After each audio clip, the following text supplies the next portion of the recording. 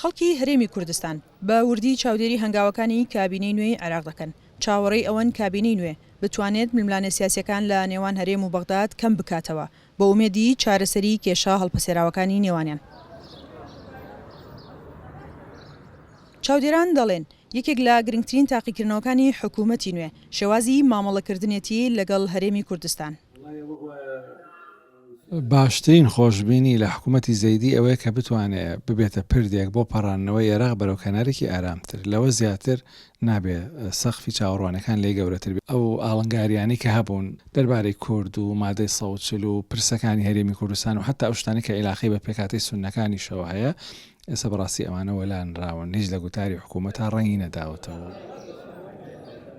هۆکاری چاوەڕوانەکان دەگەڕێتەوە بۆ هەبوونی کێشەی بودجە، موچە، نەوت و دەسەڵاتەکانی هەرێم کە هێشتا چارەسەر نەکراون و بەردەوامن لە دروستکردنی ئاڵۆزی سیاسی و ساڵانێکە بە هەڵواسراوی لە نێوان هەردوولادا ماونەتەوە. بەڕای چاودێرێکی سیاسی پێویستە کورد نێوماڵی خۆی ڕێک بخات تا بە گوتارێکی سیاسی هاوبەش داکۆکی لە مافەکانی کورد بکەن لە بەغداد.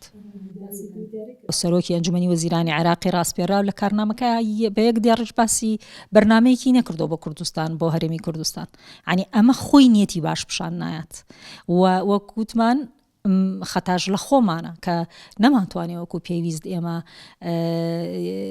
یەکگرتوو بین و ئەجندایەکی سیاسی بەهێزمان هەبێ و شەڕی لەسەر بکەین ئەوەندەی شەڕ لەسەر پۆستەکانەکەن ئەوەنە شەڕ لەسەر مافە نەتەواتیەکان ناکەن بەداخەوە دوێزە.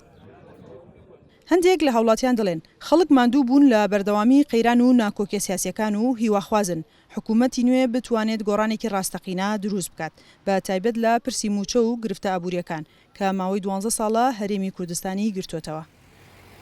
لەبەر ئەوەی کە ئەو بۆ جۆرە مامەڵاکە حکوومەتی عێراقی حکوومەتی مرکزی لە بەرامبەر هەرێمی کوردستانە بۆیە حکوومەتی هەرێمی کوردستان چۆتە ناو بەرداشی ململانەی سیاسی وڵاتە ئیقلیمیەکانەوە لە دەرئەنجامی ئەمە فەرمانبەر و مامۆستایان و هاوڵاتیانی هەرێمی کوردستان باجی ئەو ململانەیە سیاسی ئەدەن.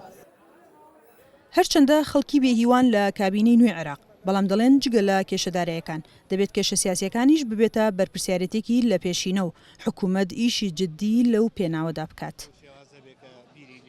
و هەموو 4 ساڵ جارێک کوردیش یەکێکە لەو پێکهاتە سەرەکیانەی کە لە عێراقا ئەبێتە جێگەی باس و ئەبێتە جێگەی خواست و هەروەها ئەو منسەب و کایانەی کە هەیەی لە حکوومەتی عێراقیە دابینێکا بۆ خۆی.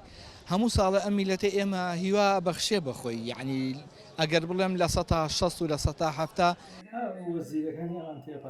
سەرکەوتنی کابینەی نوێی عێراق پەیوەست دەبێت بە توانای پاراستنی هاوسەنگی سیاسی و دوورکەوتنەوە لە کاریگەری و ململانێ نێودەوڵەتیەکان و دروستکردنی پەیوەندیەکی ئارام و متمانە پێکراو لەگەڵ هەرێمی کوردستان. خەڵکی کوردستان بە تایبەتی لە سلێمانی چاوەڕێی ئەوەن ئەم حکوومەتە لە قسەوە بگوازرێتەوە بۆ هەنگاوی کردداری و چارەسەرکردنی کێشەکان. سنوورکەریم دەنگی ئەمریکا سلێمانی.